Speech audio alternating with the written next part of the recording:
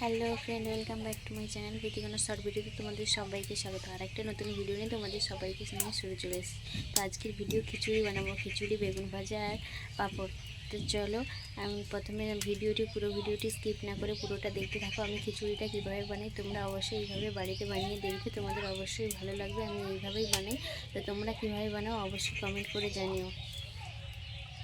এই দেখো খিচুড়ি বানানোর জন্য সিম, টমেটো, ওলকপি, কাঁচা লঙ্কা, ওদিকে আদা কুচি, গাজর, বাঁধাকপি, ফুলকপি, বিনস, এদিকে বেগুন কেটে নুন হলুদ দিয়ে রেখেছি। আর এটা হচ্ছে পাঁপড়, পাঁপড় ভাজবো তাই পাঁপড়ের প্যাকেট। তারপরে এদিকে আছে চাল আর ডাল।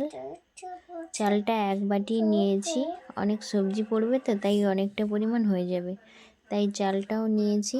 আর আলুও কেটে রেখেছি, উনুন ধরিয়ে দিয়েছি। এখানে বেগুন ভাজতে বসেছি আর এই সাইডে খিচুড়ির চালটা সিদ্ধ করতে বসেছি। এই দেখো বেগুন ভাজা হয়ে গেল।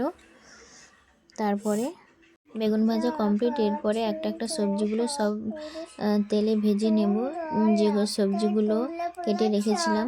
তো আলুটাকে নুন হলুদ দিয়ে প্রথমে একটু ভেজে নিচ্ছি। সবগুলো সবজি এইভাবে ভেজে নেব, একটা একটা করে সব সবজি ভেজে নেব। আলু ভাজা হয়ে যাওয়ার পরে এরপরে ফুলকপিটা ভেজে নিচ্ছি। তারপর সিম, বিনস, গাজর, ওলকপি যা আছে সব সবজি একটু নেড়ে নেব, না হলে কাঁচা সবজি দিলে তো মানে কাঁচা সবজির একটা গ্যাস করে না, ওই জন্য হালকা করেই তেলে নেড়ে নিচ্ছি। তোমরা কে কীভাবে বানাও অবশ্যই কমেন্টে জানিও, কিন্তু আমি কিন্তু এইভাবেই বানাই। তো এরপরে বাঁধাকপিটা হয়ে গেছে, এরপর সিম, বিনস এগুলো ভেজে নিচ্ছি। পরপর একটা একটা করে সব সবজি ভেজে নিচ্ছি।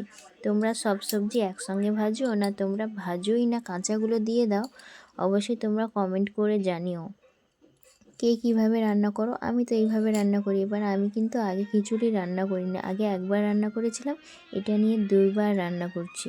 আগে কখনো খিচুড়ি রান্না করিনি, তো আমি এই পদ্ধতিতেই রান্না করি। তোমরা কে কীভাবে রান্না করো অবশ্যই কমেন্টে জানিও। এরপরে ওলকপি আর গাজর এগুলো তেলে নেড়ে নিচ্ছি। আজকের একটা জিনিস সয়াবিনটাই নেই বাড়িতে, তো যেটা আছে তাই ওটা দিয়েই বানাচ্ছি আজকে দুপুরে। এবার ভিডিওটা মানে কিছুদিন আগের, কিন্তু সময় করে বানানো হয়নি, তাই শীতের দুপুরে বানিয়েছিলাম।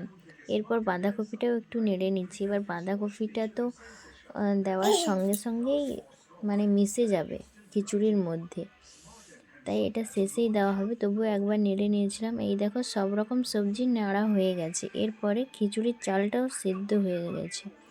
এর মধ্যে এবারে সব সবজিগুলো দিয়ে দেব, সব রকম সবজিগুলোও সেদ্ধ হয়ে যাবে।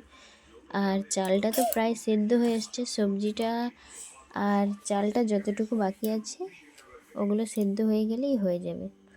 তো সব সবজিও দিয়ে দিয়েছি, শুধু বাঁধাকপিটা দিইনি, তো ওটা শেষে দেব, নাহলে বোঝাই যাবে না, ওর সঙ্গে একদম ঘাঁটা হয়ে যাবে। তো চলো এদিকে মশলাটা কষে নিই, ওদিকে সেদ্ধ হোক আস্তে আস্তে। প্রথমে তেল দিয়ে তেজপাতা দিয়েছি, তারপরে জিরা আর ফোড়ন দিয়ে দিয়েছি। এরপরে দিয়ে দেবো কাঁচা লঙ্কা। তো তোমরা কুচিও দিতে পারো কিংবা গোটাও দিতে পারো, তোমরা যে যেমন ঝাল খেতে পছন্দ করো সেইভাবেই লঙ্কাটা দেবে। তো আমি গোটা করেই একটু হালকা চিড়ে নিয়েছি, ওইভাবেই দিয়েছি। এরপরে আদা দিয়েছি, নিরামেই করছি তাই পেঁয়াজ টেঁয়াজ কিছুই দেব না। আর আদা কুচিটা আদা বাটাটা দেওয়া হয়ে যাওয়ার পরে এরপর টমেটোটা দিয়ে দেব। এইভাবে নাড়াচাড়া করে এদিকে মশলাটা কষে নিচ্ছি, ওই সাইডে হালকা হালকা করে ফুটছে। মশলাটা কষা হয়ে গেলেই ওর মধ্যে দিয়ে দেব মশলাটা, তাই ওদিকে ফুটছে এদিকে মশলাটা করছে। এরপর টমেটো কুচিটাও দিয়ে দিয়েছি, এইভাবে নাড়াচাড়া করব। তারপরে একটু সমস্যা হচ্ছে ফোনটা ধরতে আর মশলাটা কষতে, কারণ আমি এক হাতে রান্না করছি, এক হাতে ফোনটা ধরে রাখছি তাই। তারপর হালকা লবণ দিয়ে দিচ্ছি টমেটোটা, তাহলে ভালোভাবে মিশে যাবে। এরপর হলুদ গুঁড়ি, লঙ্কা গুঁড়ি সব রকম দিয়ে দেব। দিয়ে দেওয়ার পরে ভালো করে মশলাটা কষে নেব, কারণ মশলাটা ভালো কষা না হলে খিচুড়িটাও ভালো টেস্ট হবে না, তাই মশলাটা ভালো করে কষে নিতে হবে।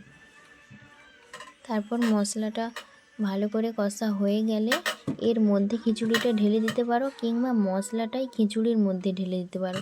সেটা যে যেভাবেই করতে পারো তোমাদের সুবিধা অনুযায়ী, তাতে কোনো সমস্যা নেই, তাতে টেস্ট একই হবে। তো এইভাবে মশলাটা কষে নিচ্ছি। একটু ভালো করে কিছু সময় নিয়ে মশলাটা কষতে হবে।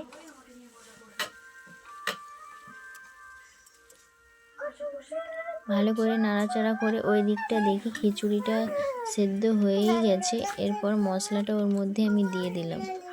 দিয়ে দেওয়ার পরে ভালো করে নাড়াচাড়া করলেই হয়ে যাবে খিচুড়ি রেডি। প্রথমে দেখে নিয়েছিলাম খিচুড়ির চাল ডালগুলো আর সবজিগুলো সেদ্ধ হয়েছে কিনা। সেদ্ধ হয়ে গেছে দেখে মশলাটা দিয়ে দিলাম। মশলাটা দিয়ে দেওয়ার পর কিছুক্ষণ ফুটলেই হয়ে যাবে, কারণ মশলাটা ভালো করে কষা আছে, তো তাই বেশি ফুট না নিলেই চলবে। তাই অল্প কিছুক্ষণ ফুটলেই হয়ে যাবে। এরপর সবার শেষে বাঁধাকপিটা দিলাম, না হলে বাঁধাকপিটা এমনভাবে ঘেটে যায় একদমই বোঝাই যায় না কিছু যে এখানে বাঁধাকপিটা দেওয়া হয়েছিল। শুধু সয়াবিনের অভাব, আর বাকি সব কিছুই আজকে বাড়িতে ছিল, তাই নিরামিষ বলেই আজকে করেছিলাম। এরপর সব রেডি হয়ে গেছে, ভাজা মশলাটা দিয়ে নামিয়ে নেব। তাই ভাজা মশলাটা দিয়ে দিলাম। এরপরে নামিয়ে নিচ্ছি, খিচুড়ি রেডি।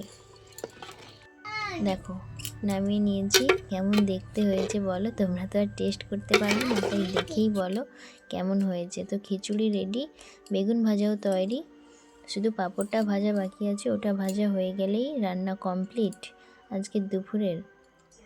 তাই পাঁপড়টাও ভেজে নিয়েছি। এরপরে ফার্স্ট দেখো কাকে প্রথমে টেস্ট করতে দিয়েছি কেমন হয়।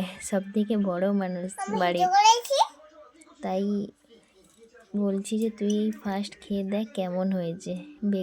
বেগুনি পাঁপড় ভাজার খিচুড়ি দিয়ে দিয়েছি ওকে খেতে। ও বলছে খুব ভালো লাগলো খেতে, বলছে টেস্টি হয়েছে। তো আজকের ভিডিও এই পর্যন্ত। ভিডিওটি কেমন লাগলো অবশ্যই জানিও। ভালো লাগলে লাইক, কমেন্ট, শেয়ার ও সাবস্ক্রাইব করে দিও। টাটা।